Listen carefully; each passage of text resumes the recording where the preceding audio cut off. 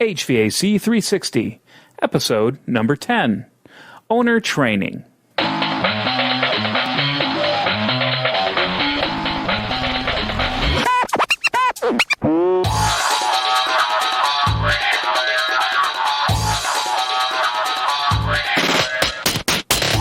Welcome back, everybody. I'm your host, Matt Nelson, to another episode of HVAC 360. This week, I'm going to be mixing it up a little bit. I'm going to be taking a break from interviewing people and companies and going to talk about a topic that's very important is owner training. Now, the reason that it's so important, I think it's one of those things that kind of gets missed in the past as far as things that engineers and contractors really focus on. And it's really becoming more and more critical because of the ever-increasing complexity of projects now. We need to be able to leave owners in control of their buildings to allow them to properly operate them and maintain them and really do the best that we can to turn over these new advanced projects. So I'm kind of going to give you a little bit of overview about engineers, contractors, building owners, their responsibilities, what they're supposed to do. And I'm going to talk about, from the standpoint that as far as in the past what I've seen is that engineers, contractors, and owners, they really are kind of, hands-off.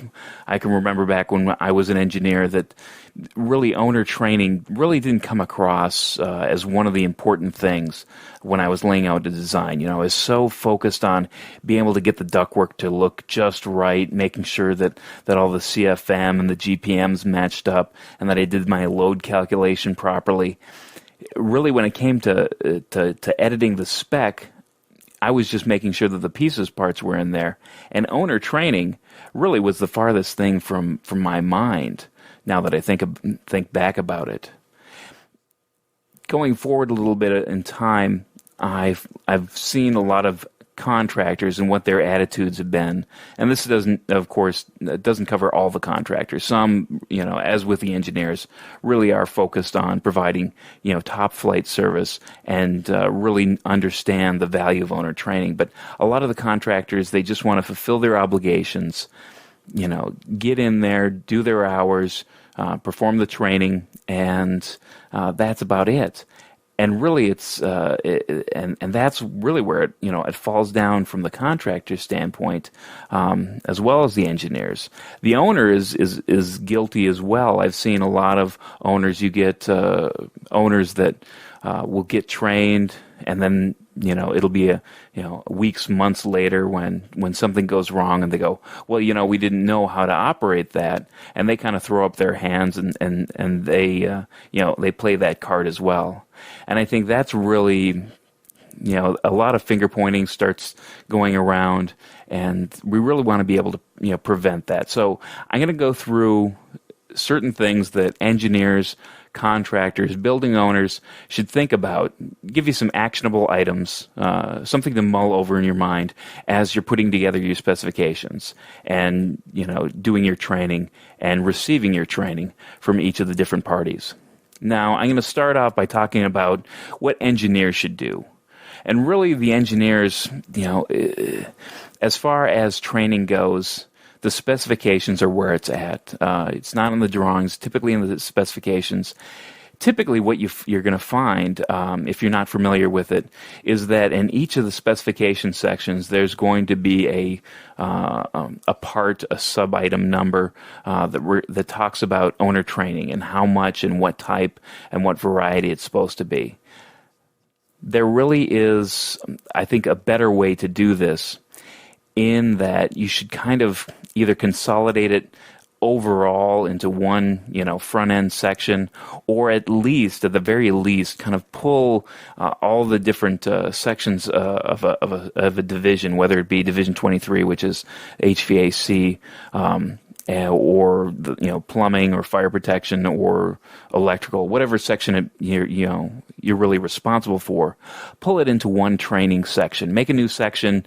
Change up the numbering. Whatever you have to do, but take the time to develop a matrix, and this is going to save so much time and avoid a lot of confusion when you're talking about what the contractor is expecting, what the enabling the whether you have a construction manager or whether it's a general contractor that has the project, but it really provides a one-stop shop and complete understanding of what training is being expected across the board for your particular project. So one of the things you want to be able to do is not only have that matrix, but you want to put some bulleted items, things that are typically in there now, but I reiterate them because I've seen so many cases where it's not necessarily true. Require a constant format when or require that I should take a step back here, require that the training be video recorded, and that the video recording is done to a DVD format. So you're not, and make sure it's consistent among the other disciplines to make sure that you're not getting, VHS format or beta or, just different, digital formats, high 8 or, however it's being recorded. Make sure that it's a consistent DVD format. That way, the owner can, put it in a DVD player and be able to understand the, his training if he wants to review it at a further date. Another thing that you might want to consider doing is requiring the recording be done by a third party. I say this because in a lot of times I've seen project managers are the ones that are responsible for recording the training, and they are not videographers. I mean, they really, their forte is being able to manage personnel and make sure that, documents are formatted right and that they're organized and, they deliver their O&Ms and they're ordering their equipment. Those types of things. They're not videographers. So you want to be able to get somebody who's going to be paying attention and who understands, what the viewer would see if when they're recording it and when they're watching it after the fact. Because what you don't want happening is you don't want somebody who is taking video of things that is uninteresting or it's not edited or the handy cam that the project manager for the contractor is going up and down all over the place. That's the last thing that you want to have happen. Also, I think that you want to have require an agenda. Require an agenda including any sort of split between what they're going to learn in a classroom, what you're going to go over in field training, those type of things. So in the matrix, I think that you want to be able to specify the amount of time for each section. So I imagine what I've seen in good applications is that you'll have the spec section that you want, the equipment type that it's covering, the number of hours that you want the training on, and talk to your equipment rep and figure out if you don't have any good idea on how exactly how much training a piece of equipment requires, talk to them because they're going to have a good idea of what that's going to involve. So get their input if you have no idea yourself. Another thing that you want to be able to put in there for the contractors is to limit the training to 4 hours. Because when you're talking with an owner, typically they're not going to have people available to train an 8-hour day.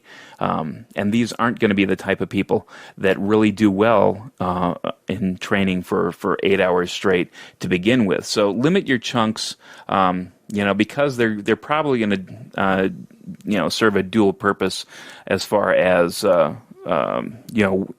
working and trying to do the training at the same time. So just be cognizant of that. As far as the contractor goes, some of the responsibilities, really, a lot of the training that they're going to be performing is going to be done by the people or the manufacturer's representatives that they actually have purchased the equipment from.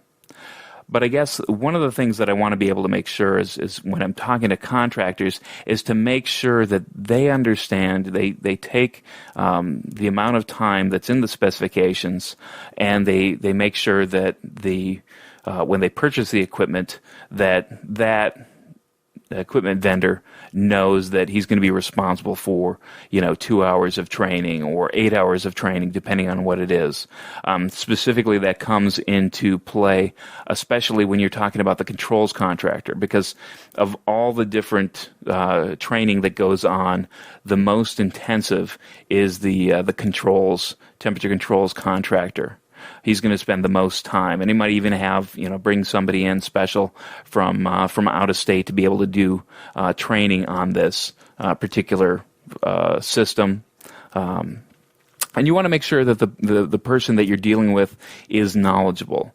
Again, that could fall into the engineer's lap or the contractors, but just to make sure that it isn't somebody who doesn't know the product or can't give good answers to owner questions. So make sure that it's a quality person giving the demonstration, the explanation. So resist, and and again, I kind of reiterate this, but if there's no specifications, really, if there's no specifications or it's not spelled out this way, resist the urge to give your camcorder to a project manager. I would dedicate somebody. Again, I would suggest third party, but if you're a contractor, you're doing this yourself, find somebody who's going to be less distracted. Literally, I had a project manager video recording a session, video recording a temperature control section, and have their phone ring. They had to answer it. They put the camcorder down. Who knows what exactly was missed in that time, but it could have been something that's very, very crucial to the understanding of the owner's operating staff. Obviously, you want to be able to get all the training documentation. Not only do you want to have copies for the owner personnel during the training, but you want to have a copy to back this up, because there again, when I talk about the owner saying, you know what, I never got training on this, you want to be able to document who exactly receives training. You want to have sign-in sheets.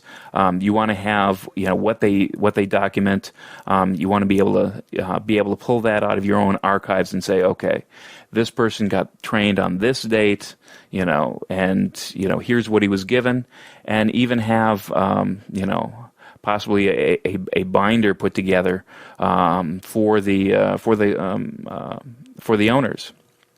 One thing that you might even want to do, this is kind of taking it a step further, is to give some tests, and this doesn't have to be a lengthy test for any stretch of the imagination, but just a simple test of understanding.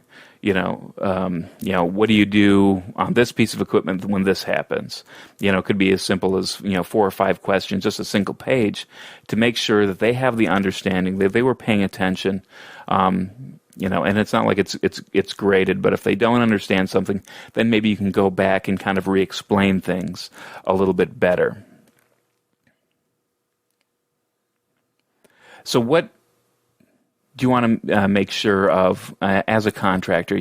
You want to make sure that you know your audience. Again, I kind of talk from the angle of the HVAC engineer and the HVAC contractor, but that's not to mean that when you're talking about security systems, when you talk about kitchen systems, that you're not going to have a couple different audiences involved in what you're talking about. And what I'm referring to is there's the people who actually use the equipment, and then there's the people that actually do the maintenance and repair and upkeep on the equipment. So obviously an operator wants to know something completely different than somebody doing maintenance. So keep that in mind when you're doing the owner training. So what exactly do you want to be able to train on? What should some typical content of the training be? Obviously, you want to be able to know the location of the system, or know what it covers, whether it be, this air handler covers this wing, or this electrical device, covers that these couple of rooms. You want to know the purpose of the system that that you're training on. You want to know how it operates, and you want to know what the required maintenance is. You want to be able to go through that and make sure that they understand that for each piece of equipment. Obviously, this is one of the items that is very critical, because if you don't have the proper maintenance done on equipment, then you can easily void the warranty, and that's something that the owner wants to avoid at all costs. All the parties want to avoid this.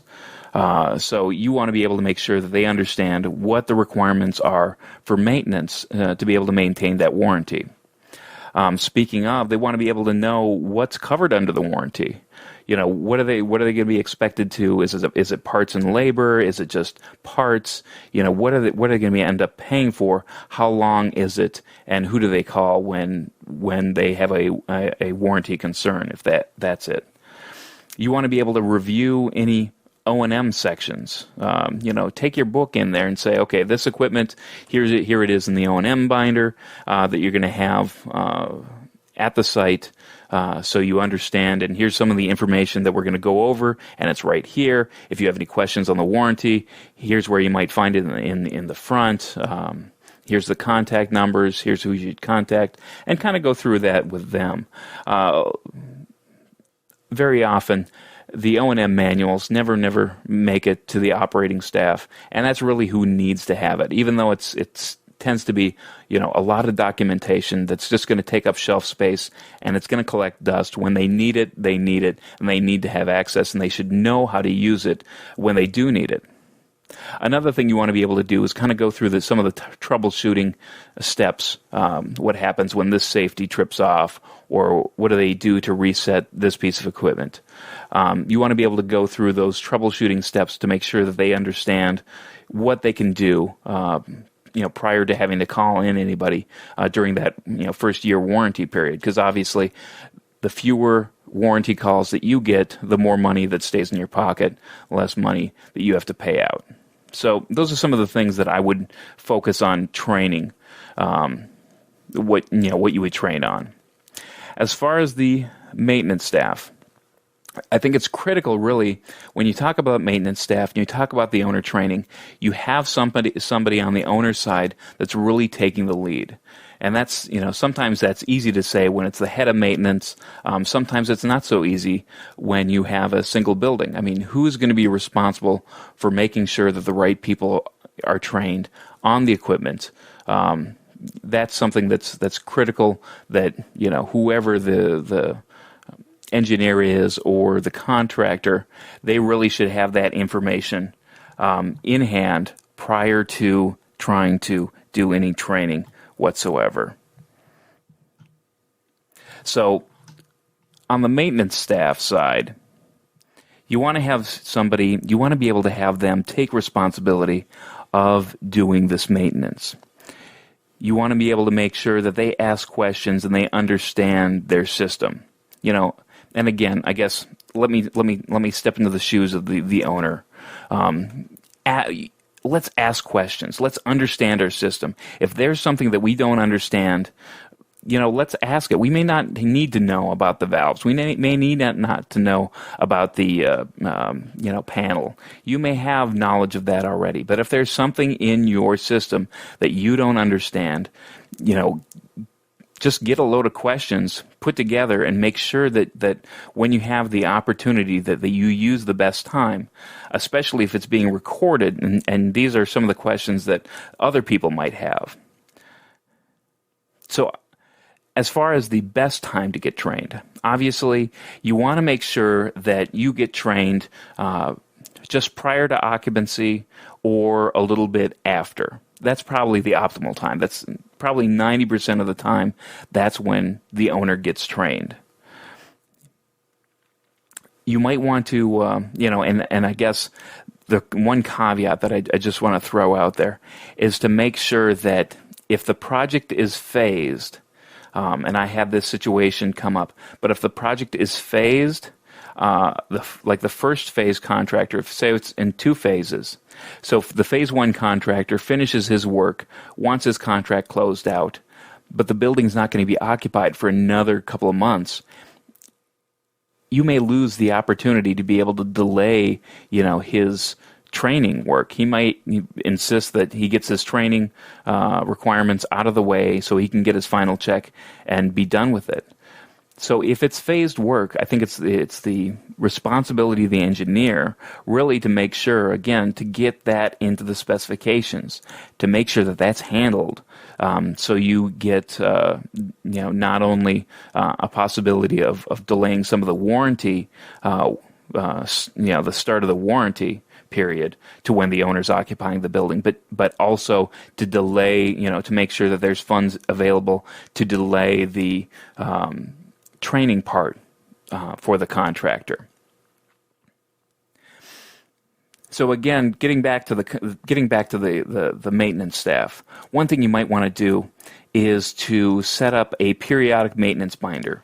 Now, there might be some cases where you're going to have, a maintenance plan advisor that sets up a maintenance plan, or you're going to have a service contractor that's going to perform service, and they're going to, make sure that they do all the recommended service to keep the warranties up. But that may not be the case. So I would encourage you to, for every piece of equipment, as you're going through the training, ask, okay, what do I need to do to maintain this equipment? And write that down and get it on a schedule, and get that schedule, somewhere close to where the maintenance staff is always looking, so they can pull it out and say, okay, I know that, not everybody, you could probably use, there's software out there that you could use to be able to do this training. But some people may not have the opportunity or the the funds available to actually get this periodic maintenance reminders up and running. So just a simple table with saying, okay, so and so changed, did this piece of maintenance on this date, and it happens every 6 months, and just get the little initials by each time they need to do that. Also, you might want to set up a training binder. If the contractor hasn't done this already for you, you might want to be able to hold in a single place, all the training DVDs and all the training materials for your building. And you might want to set up a periodic training for this. I mean, not everybody has a training budget, but it might behoove you to really take a couple of hours every couple of months to say, hey Joe, sit down and take a look, at this, review of the training here.